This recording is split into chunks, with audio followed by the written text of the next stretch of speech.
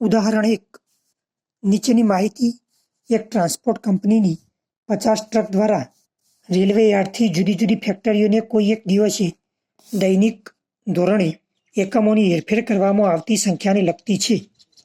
તે પરથી કાર્લ પિયર્સનની પદ્ધતિનો ઉપયોગ કરી વિષમતા અને વિષમતાંક શોધો. તો અહીંયા હેરફેરના એકમોની સંખ્યા આપેલી છે અને આ ટ્રકની સંખ્યા આપી છે. બરાબર. તો અહીંયા સૌથી પહેલા આપણે જોઈ લેવાનું માહિતીમાં કે બહુલક સ્પષ્ટ રીતે વ્યાખ્યાયિત છે કે નહીં, એટલે કે ફક્ત એક જ બહુલક છે કે એક કરતાં વધારે. તો આમાં જોઈએ આવૃત્તિમાં, તો સૌથી મોટી આવૃત્તિ 11 એક જ વખત છે, એટલે બહુલક સ્પષ્ટ થયો 160. આ બહુલક કહેવાય. એટલે આવું બહુલક સ્પષ્ટ હોય તો આપણે બહુલક વાળું એટલે આ સૂત્ર લેવું પડે એમો વિષમતાંક માટે x બાર માઇનસ એમો છેદમાં s, અને વિષમતાનું આ સૂત્ર થાય x બાર માઇનસ એમો. એટલે આપણે x બાર શોધવો પડશે, બહુલક અને s આ ત્રણ શોધવું પડે. તો એ પ્રમાણે આપણે કોષ્ટક બનાવીશું. એક તો આ x એટલે હેરફેરના એકમોની સંખ્યા, એમાં આ સંખ્યાઓ 120, 130, 40 એમ 200 સુધી છે. બરાબર. અને આ ટ્રકની સંખ્યા છે આવૃત્તિ કહેવાય f. તો આ ટ્રકની સંખ્યામાં 2, 3, 4, 5 એમ, અને આનું ટોટલ થાય છે 50, એટલે n બરાબર 50 આવૃત્તિ. હવે આપણે s નું સૂત્ર માટે અને એક x બાર એ બે શોધવું પડે. એમાં તો આપણને ખ્યાલ જ છે બહુલક એટલે સૌથી મહત્તમ આવૃત્તિ ધરાવતું અવલોકન 160. એમાં તો આપણે રીતે શોધી શકીએ કે મહત્તમ આવૃત્તિ 11 ને ધરાવતું અવલોકન 160 છે, એટલે એમો બરાબર 160. એમાં કોઈ જ ગણતરી નથી. પણ x બાર માટે આપણે આ સૂત્ર લઈએ ધારેલા મધ્યક વાળું, તો એ બરાબર સિગ્મા એફડી, એટલે x બાર બરાબર a પ્લસ સિગ્મા એફડી છેદમાં n. અને પેલું સૂત્ર પણ લઈ શકીએ આવું કે x બાર બરાબર સિગ્મા fx છેદમાં n. તો એમાં ખાલી f ને x નો ગુણાકાર કરીને પણ કરી શકાય. આપણે આ ડી વાળું લીધું છે, તો અહીંયા એક ડી નું ખાનું પાડીશું x માઇનસ a. અને s વાળું જે સૂત્ર છે એફડી વાળું લઈએ જ્યારે, તો આમાં આવું સૂત્ર છે એનું સિગ્મા એફડી સ્ક્વેર છેદમાં n માઇનસ સિગ્મા એફડી છેદમાં n આખા કૌંસનો વર્ગ. અહીંયા વર્ગ લંબાઈ નથી લીધી તો ગુણ્યાસી અહીંયા લેવાનું નથી. બરાબર. અને જો c બરાબર 10 લઈએ, અહીંયા 10 નો તફાવત છે, તો અહીંયા ગુણ્યાસી મૂકવું પડે. આમાં આપણે c લીધું નથી, ડી બરાબર x બાર માઇનસ a કર્યું છે, તો x બાર માઇનસ a.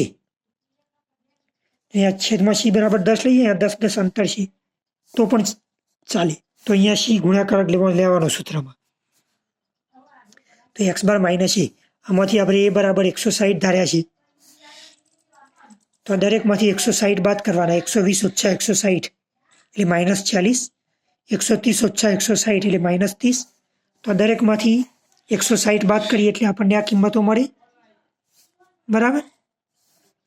હવે એફડી એટલે એફ અને ડી નો ગુણાકાર, આ બંને લાઈનનો ગુણાકાર આમાં આવશે, તો 40 ગુણ્યા 2 એટલે 80, પણ માઇનસ આવશે 30, 30, 90 માઇનસ આવશે આ ગુણાકાર. તો માઇનસ વાળા છે એટલાનો જવાબ માઇનસ આવશે. આ 0 ગુણ્યા 11 એટલે 0, 10 ગુણ્યા 9 90. તો આ ગુણાકાર આમાં આવશે એફડી, અને એફડીનું ટોટલ એટલે સિગ્મા એફડી 190, અને ખાનું આવશે એફડી સ્ક્વેર. એફડી સ્ક્વેર એટલે એફડી ગુણ્યા ડી, એટલે ડી નો સ્ક્વેર થઈ જાય, એટલે ડી સ્ક્વેર ગુણ્યા એફ થાય એમ. તો એફડી ગુણ્યા ડી એટલે આ બંનેનો ગુણાકાર આમાં આવશે, આ બંનેનો ગુણાકાર. તો ટૂંકમાં આ બંને લાઈનનો ગુણાકાર આમાં લખી દઈશું. અને એફડી સ્ક્વેર છે એનું ટોટલ એટલે સિગ્મા એફડી સ્ક્વેર 19,500.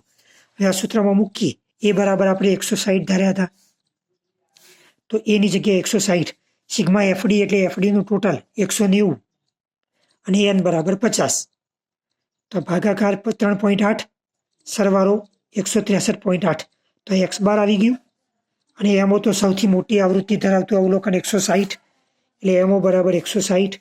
હવે s નું સૂત્ર વર્ગમૂળની અંદર સિગ્મા એફડી સ્ક્વેર એટલે આ એફડી સ્ક્વેરનું ટોટલ 19,500, તો 19,500 છેદમાં n બરાબર 50.